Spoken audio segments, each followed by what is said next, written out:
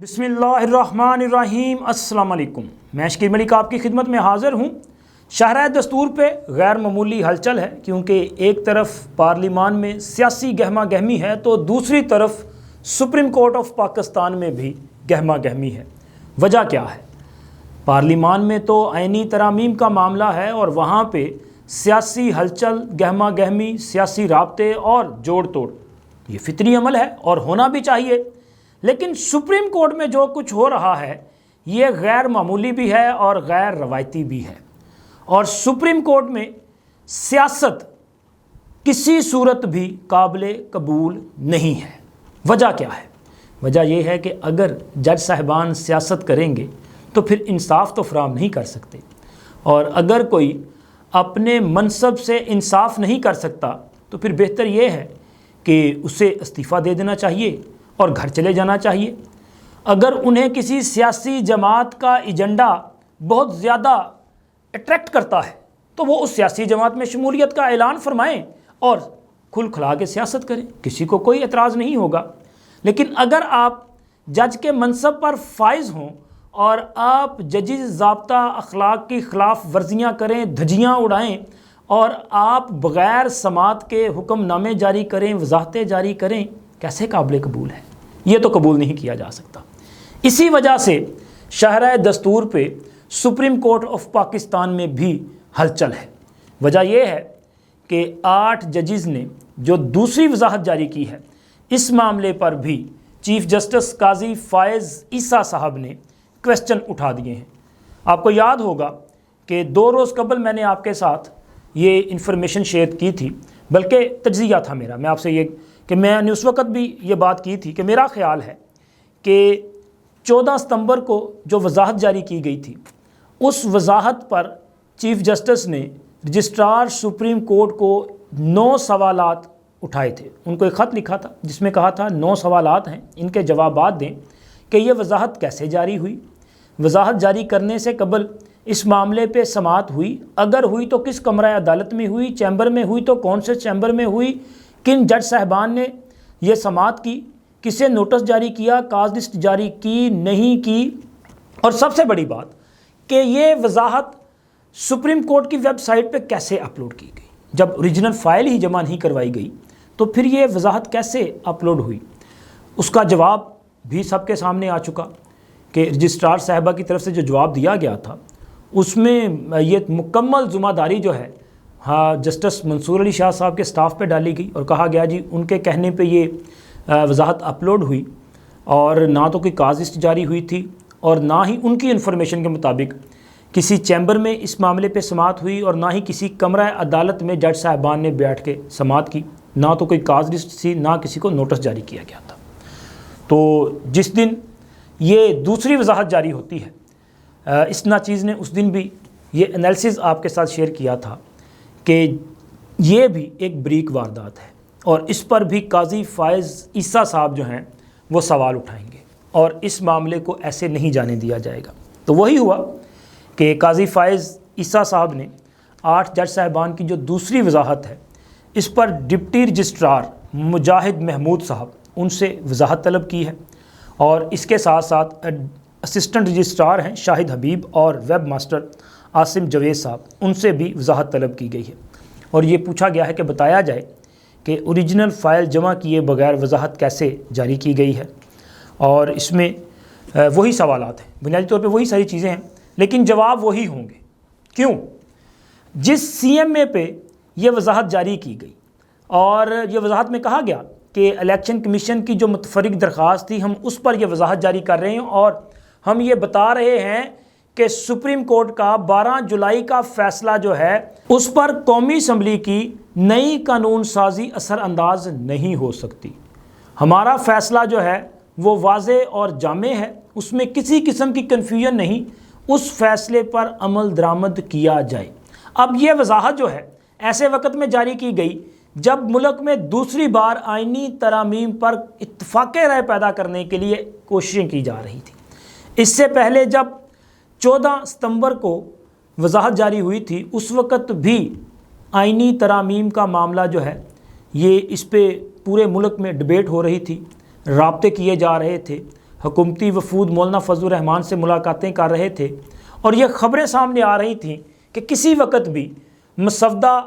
جو قانونی مسودہ ہے آئینی ترامیم کا وہ پارلیمان کے سامنے پیش کیا جا سکتا ہے۔ اس دن ہفتے کا دن تھا اور ہفتے والے دن اچانک شام کے وقت پہ ایک 4 صفحات کی وضاحت جاری کر دی گئی، اور وضاحت کا مقصد کیا تھا؟ مقصد تھا اس پورے پروسیس کو سبوتاج کرنا، تاکہ یہ پریشر پڑے کہ جی سپریم کورٹ کا حکم آ گیا ہے، وضاحت آ گئی ہے اور اب کسی قسم کی کارروائی نہیں ہو سکے گی۔ اور آپ کو یاد ہوگا کہ جیسے ہی وضاحت آئی تحریک انصاف نے شور مچانا شروع کر دیا کہ دیکھیں جی سپریم کورٹ سے پھر حکم آ گیا، سپریم کورٹ نے وضاحت جاری کر دی۔ الیکشن کمیشن کسی صورت بھی قومی اسمبلی اور پارلیمان کی جو نئی قانون سازی ہے اس پر عمل درآمد نہیں کر سکتا۔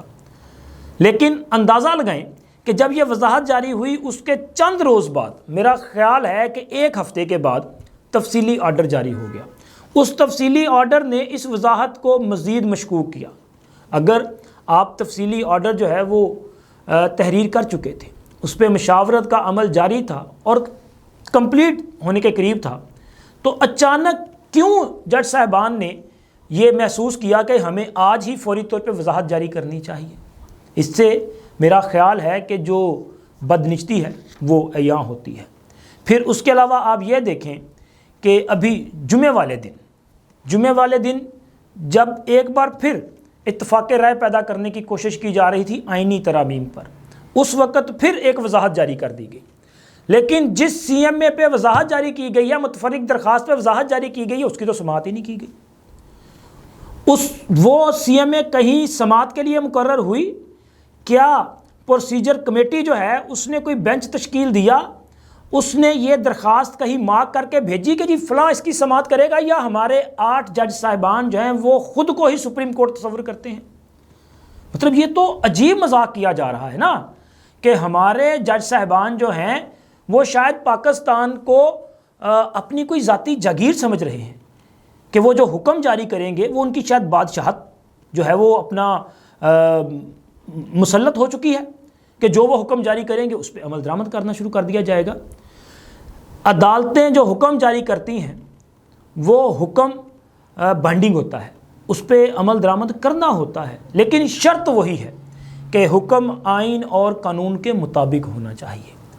جج صاحب کی مرضی اور منشا کے مطابق نہیں ہونا چاہیے۔ مطلب اگر مجھے بطور منصف کسی سے نفرت بھی ہے، میری کسی سے دشمنی بھی ہے، تو میں اس کے خلاف فیصلہ کرتے ہوئے اپنی ذاتی دشمنی اور انا کو جو ہے وہ خود پہ حاوی نہیں ہونے دوں گا۔ یہی منصف کا تقاضا ہوتا ہے، انصاف کا یہی تقاضا ہے۔ لیکن یہاں پہ تو کھلے عام محبتوں کے اعلان کیے جاتے ہیں، یہاں پہ تو سر عام کہا جاتا ہے کہ گڈ ٹو سی یو، اور یہ کہا جاتا ہے کہ آپ جائیں، آپ جا کے صرف ایک رات چل پارٹی کریں، اور ان کے لیے پولیس لائنز میں وہ جو ریسٹ ہاؤس ہے وہ کھلوایا جاتا ہے، اور باقاعدہ آرڈر جاری کیا جاتا ہے کہ مرشد نو کوئی تکلیف نہ ہوئے۔ پھر مرشد کو کوئی تکلیف نہیں ہوئی، بلکہ اس وقت کے صدر مملکت کھانا بنوا کے اور باقی سارے لوازمات پورے کر کے بھاگے وہاں چلے گئے کہ جی اس کو اپنا کھانا وانا کھلانا ہے، وہاں پہ پارٹی شارٹی کرنی ہے۔ اور اس وقت کی سپریم کورٹ نے یہ حکم دیا کہ کل مرشد صاحب جو ہیں وہ اسلام آباد ہائی کورٹ میں آئیں گے اور ان کا شان استقبال ہونا چاہیے اور ان کی شان کے مطابق فیصلہ کیا جائے۔ جیسے مرشد خوش ہوں، تو پھر سب نے دیکھا کہ اسلام آباد ہائی کورٹ کے کمرہ عدالت میں عمران خان پیش ہوئے، اور عمران خان کے وکلاء اور عمران خان کی خواہش پہ عدالت نے آرڈر ڈکٹیٹ کیا۔ ڈکٹیٹ کرنے والے عمران خان کے وکلاء تھے، اور اس کے بعد جج صاحب کے الفاظ تھے جو وہ بیان کیے جا رہے تھے، اور ان کا سٹاف جو ہے اسے تحریر کیے جا رہا تھا۔ اور پھر پوری دنیا نے دیکھا کہ ایک ایسا فیصلہ اناؤنس کیا گیا جس میں کہا گیا کہ نہ صرف اس مقدمے میں ضمانت، بلکہ پورے پاکستان میں مقدمات جو درج کیے گئے ان میں بھی ضمانت، یہاں سے نکل کے ضمان پر گھر میں جانے تک کوئی گرفتار نہیں کرے گا۔ انہوں نے کہا کہ جی ہو سکتا ہے کہ ان کے ذہن میں ہو کہ ہم نے فلاں مقدمہ درج کرنا ہے اور ہم یہاں سے نکلیں اور لاہور میں جب پہنچے تو وہاں پہ گرفتار کر لیا جائے۔ عدالت نے کہا اگر کسی کے وہم و گمان میں بھی کوئی مقدمہ ہو تو اس میں بھی ضمانت۔ کبھی ایسے ہوتا ہے، لیکن دیکھا گیا کہ یہ ہوتا رہا ہے، اور آج تو ماشاءاللہ تمام حدیں ہی کراس ہو گئی نا، کہ اب دیکھیں کہ وضاحت پہ وضاحت، اور پھر وضاحت ایسے وقت میں کہ جب آئینی ترامیم کے حوالے سے اتفاق رائے، اور آئینی ترامیم کے موقع پہ ہی کیوں کیا جا رہا ہے؟ کیونکہ یہ آئینی ترامیم جوڈیشری کو سیاست سے پاک کرنے کے لیے کی جا رہی ہیں۔ یہاں پہ ایک جو مائنڈ سیٹ مسلط ہو چکا ہے، اس مائنڈ سیٹ کو ڈسٹرائے کرنے کے لیے یہ سب کچھ کیا جا رہا ہے، اور یہی بس برداشت نہیں ہو رہا، کیونکہ پھر لاڈلے کے لیے سہولت کاری نہیں ہو سکے گی۔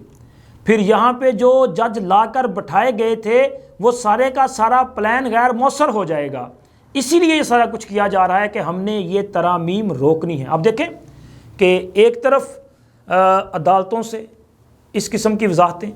اور دوسری طرف یاد رکھیے گا ایک اور معاملہ بھی سامنے آیا تھا کہ یہ جو 8 جج صاحبان ہیں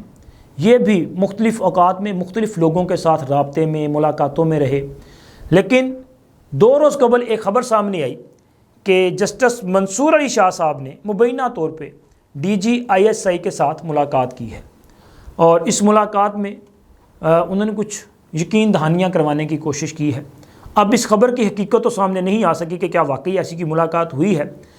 لیکن سپریم کورٹ کے یہ ججز گروپ ہے، سیاسی گروپ، اس خبر کے سامنے آنے کے بعد ان میں تشویش ضرور پائی جاتی تھی، اور وہ یہ سمجھ رہے تھے کہ شاید منصور علی شاہ صاحب جو ہیں ان کے ساتھ کوئی گیم کھیل رہے ہیں، کیونکہ سپریم کورٹ کے جو باخبر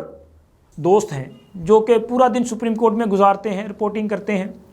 سپریم کورٹ کی راہداریوں میں ہونے والی سرگوشیوں کو سنتے بھی ہیں، سمجھتے بھی ہیں اور محسوس بھی کرتے ہیں، تو ان کے مطابق سپریم کورٹ میں 8 ججز کے گروپ میں اس حوالے سے بڑی تشویش تھی کہ کیا واقعی منصور علی شاہ صاحب نے DGISI کے ساتھ ملاقات کی ہے، اور اگر ملاقات کی ہے تو انہوں نے اپنی لائن سیٹ کرنے کی کوشش کی ہے، ان کی لائن سیٹ ہوگی تو ساڈا کی ہوئے گا، پھر ہمارے ساتھ کیا کیا جائے گا؟ تو اس وجہ سے کچھ تحفظات تھے۔ تو ہو سکتا ہے کہ اسی خوف، اسی ڈر اور اسی جھگڑے کی وجہ سے یہ نئی وضاحت جاری کر دی گئی کہ اب یہ حملہ بھی کر دیا جائے، لیکن قاضی فائز عیسیٰ صاحب نے پکڑ لیا۔ اب یہ جج صاحبان جو ہیں وہ ایک بار پھر ججز ضابطہ اخلاق کی خلاف ورزی کے مرتکب ٹھہرے ہیں۔ اب معاملہ جو ہے ہو سکتا ہے کہ سپریم جوڈیشل کونسل میں چلا جائے، ان کے خلاف کارروائی کا آغاز کر دیا جائے، یا پھر ہو سکتا ہے کہ جج صاحبان جو ہیں اتنا پریشر بڑھ جائے کہ یہ مستعفی ہو جائیں۔ لیکن اگر نئی آئینی اصلاحات آ جاتی ہیں، آئین میں ترامیم ہو جاتی ہیں، عدالتی اصلاحات آ جاتی ہیں، ججز کے احتساب کے لیے باقاعدہ طور پہ کمیشن کو فعال کر دیا جاتا ہے، تو پھر کیا ہوگا؟ پھر تو میرا خیال ہے کہ نئی جو کارروائی ہے اس کا آغاز انہی ججز سے ہوگا، اور اگر ان سے کارروائی کا آغاز ہوگا تو پھر دیکھیے گا کہ فیصلے آنے سے پہلے جو ہے وہ دوڑیں لگ جائیں گی اور استعفے دے دیے جائیں گے، کیونکہ اگر کسی جج کے خلاف سپریم جوڈیشل کونسل سفارش کرتی ہے اور اسے برطرف کرنے کی سفارش کرتی ہے تو پھر وہ جج صاحب جو ہیں وہ کسی قسم کی ریٹائرمنٹ، پینشن اور دیگر مراد کے حقدار نہیں ٹھہرتے۔ تو یہ تو سارے کے سارے آپ کو پتہ ہی ہے کہ پھر کہیں گے کہ نہیں جی پینشن بچنی چاہیے، مراد بچنی چاہیے، تو یہ ہوگا۔ اور دوسرا دیکھیں کہ آئینی ترامیم کے معاملے پہ گزشتہ 3 دن سے اس ملک میں جو ایک ہنگامہ مچا ہوا ہے، شور مچا ہوا ہے، لیکن اتفاق رائے نہیں ہو پا رہا۔ کبھی عمران خان کو کوئی اعتراض ہے، کبھی مولانا صاحب کو کوئی اعتراض ہے، کبھی تحریک انصاف جو ہے وہ ٹھپا لگا کے جاتی ہے، کہتی جی سانوں منظور ہے، بعد میں جا کے عمران خان کے سامنے مکر جاتی ہے، وہ کہتے جی نہیں۔ وجہ کیا ہے؟ وجہ وہی ہے کہ کسی بھی طرح سے اس ملک میں آئینی اصلاحات نہیں آنے دینی۔ ہم نے عدلیہ میں سے یہ جو سیاست ہے اس کا خاتمہ نہیں ہونے دینا، کیونکہ اگر یہ سیاسی ججز جو ہیں ان سے عدالتیں پاک ہو گئیں تو پھر عدالتوں میں آئین اور قانون کے مطابق جو ہے فیصلے ہونا شروع ہو جائیں گے۔ ایک عام پاکستانی بیچارہ جو سال ہر سال اپنے مقدمات کے لیے ذلیل و خوار ہوتا ہے اس کو انصاف ملنا شروع ہو جائے گا، بر وقت کیسوں کا فیصلہ ہونا شروع ہو جائے گا۔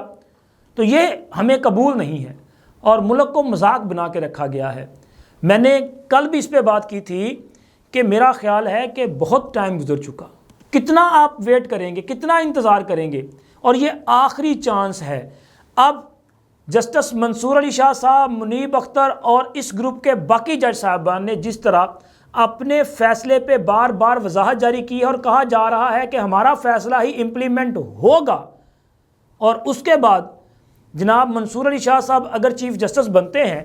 تو پھر اس سسٹم پہ آپ جو ہے وہ اپنا دعائے خیر کہہ لیں، انا للہ و انا الیہ راجعون کہہ لیں، کیونکہ پھر وہی ہوگا جو عمران خان کہہ رہا ہے۔ پھر تو عمران خان کی مرضی چلے گی، یہ سسٹم جو ہے وہ کلیپس کرے گا۔ تو میں نے خیر کل بیٹھک میں بھی یہ بات کی تھی کہ اگر آپ نے سمجھوتے ہی کرنے ہیں، کمپرومائز ہی کرنے ہیں، اگر آپ نے کمزوری دکھانی ہے اور ریاست ایک انتشاری گروپ کے سامنے اگر کمزور ہے تو پھر استعفے دیں اور گھر چلے جائیں، یا پھر واجب ہے